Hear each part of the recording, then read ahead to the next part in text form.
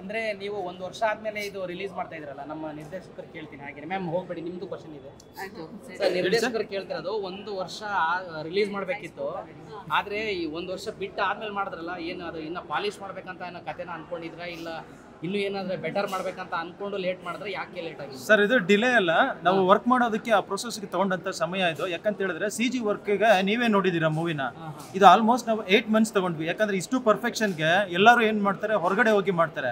ಆದ್ರೆ ಕನ್ನಡದವರೇ ನಮ್ಮವರೇ ಇದನ್ನ CG ವರ್ಕ್ ಮಾಡಿರೋದು, ಸಂಗಮೇಶ್ ವಾಲೆ ಅಂತ ಹೇಳಿ ಉತ್ತರ ಕರ್ನಾಟಕದವರು.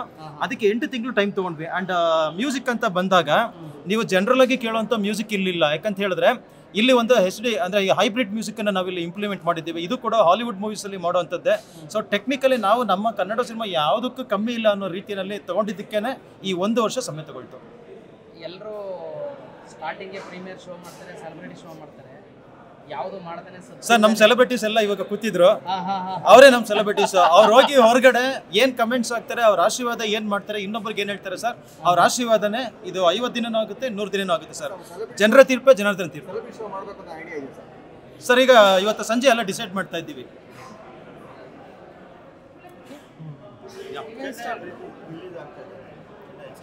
ಚೆನ್ನೈಯಲ್ಲಿ ರಿಲೀಸ್ ಆಗಿದೆ. ನಾನು ಪ್ರೆಸ್ ಮೀಟ್ ಅಲ್ಲಿ ಹೇಳಿದ್ದೆ, ಇವಾಗ ನಾವೆಲ್ಲ ಡಬ್ ಮಾಡಿ ನಾವು ಬೇರೆ ಭಾಷೆನಲ್ಲೇ ರಿಲೀಸ್ ಮಾಡ್ತಾ ಇರ್ತೀವಿ. ಆದರೆ ನಮ್ಮ ಕನ್ನಡ ಸಿನಿಮಾನ ನಾವು ಈಗ ತಮಿಳ್ನಾಡಲ್ಲಿ ಕನ್ನಡ ಸಿನಿಮಾನೇ ರಿಲೀಸ್ ಮಾಡ್ತೀವಿ, ಡಬ್ ಮಾಡಿದೆ ಅಂತ ಹೇಳಿದ್ದೆ. ಇವತ್ತು ನಮ್ಮ ಕನ್ನಡ ಸಿನಿಮಾ ತಮಿಳ್ನಾಡಲ್ಲಿ ರಿಲೀಸ್ ಆಗಿದೆ. Okay okay, super super sir. Ma'am, ಮುಂದಿನ ದಿನಗಳಲ್ಲಿ ನಿಮ್ಮ ಇದೇ ರೀತಿ ಪಾತ್ರಗಳು ಎಕ್ಸ್ಪೆಕ್ಟ್ ಮಾಡ್ಬೋದಾ, ಇಲ್ಲ ಬೇರೆ ಬೇರೆ ಥರ ಪಾತ್ರಗಳನ್ನು ಕೂಡ ಎಕ್ಸ್ಪೆಕ್ಟ್ ಮಾಡ್ಬೋದಾ? ಇಂಥ ಲೆಜೆಂಡ್ಗಳ ಜೊತೆ, ಮ್ಯಾಮ್ ಜೊತೆ ಎಲ್ಲ ಆ್ಯಕ್ಟ್ ಮಾಡಬೇಕಾದ್ರೆ ನಿಮ್ಗೆ ಅಲ್ಲಿ ಅನುಭವ ಯಾವ ರೀತಿ?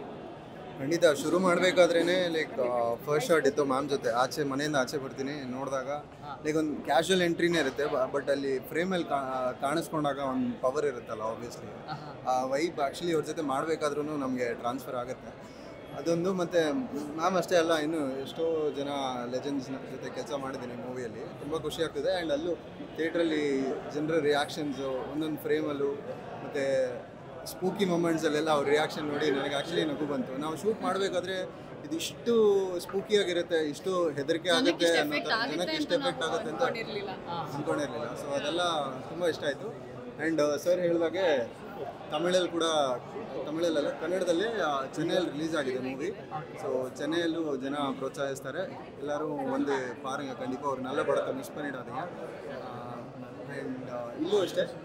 ಮತ್ತು ಇಲ್ಲಿಂದ ಬೇರೆ ಕಡೆ ಹೋಗ್ತಾ ಇರ್ತೀವಿ, ವಿಸಿಟ್ ಮಾಡ್ತಾ ಇರ್ತೀವಿ. ಆಡಿಯನ್ಸ್ ರಿಯಾಕ್ಷನ್ಸ್ ಹೇಗಿದೆ ಅಂತ ತಿಳ್ಕೊಳ್ತೀವಿ. ಎಲ್ಲರೂ ಥಿಯೇಟರ್ಗೆ ಬನ್ನಿ, ಅವಾಗ ನಾವು ನಿಮ್ಗೆಲ್ಲರಿಗೂ ಸಿಗ್ತೀವಿ, ಒಟ್ಟಿಗೆ ಕೂತ್ಕೊಂಡು ಸಿನಿಮಾ ನೋಡೋಣ.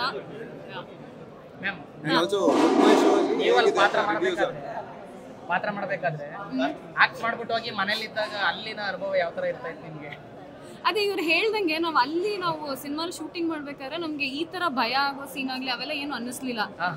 ಎಲ್ಲರೂ ತುಂಬಾ ಚೆನ್ನಾಗಿ ಕೆಲಸ ಮಾಡಿದ್ವಿ, ಅಲ್ಲೇನು ಭಯ ಆಗ್ಲಿಲ್ಲ. ಬಟ್ ಇಲ್ಲಿ after the movie is complete, like ಆ ಬ್ಯಾಕ್ ಗ್ರೌಂಡ್ ಸ್ಕೋರ್ ಇರ್ಬೋದು, ಮ್ಯೂಸಿಕ್ ಎಲ್ಲ ನೋಡಿದ್ಮೇಲೆ ನಮಗ್ ಭಯ ಆಗ್ತಿದೆ. ಮನೇಲೇನು ಭಯ ಆಗಿಲ್ಲ, ಥಿಯೇಟ್ರಲ್ಲೇ ಭಯ ಆಗ್ತಾ ಇದೆ.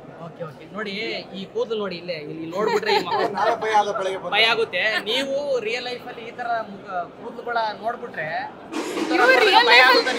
ರಿಯಲ್ ಲೈಫ್ ಅಲ್ಲಿ ಭಯ ಆಗುತ್ತೆ. ಇವ್ರು ಆಕ್ಚುಲಿ ಸೆಟ್ ಬಂದಾಗ ಇವ್ರು ಏನಕ್ಕಪ್ಪ ಅಂತ, ಬಟ್ ಸಿನಿಮಾಲಿ ಒಳ್ಳೆ ಕ್ಯಾರೆಕ್ಟರ್ ಮಾಡಿದ್ದಾರೆ ಇವರು. ಇವ್ರನ್ನ ಮಿಸ್ ಮಾಡ್ಕೋಬೇಡಿ. Thank you.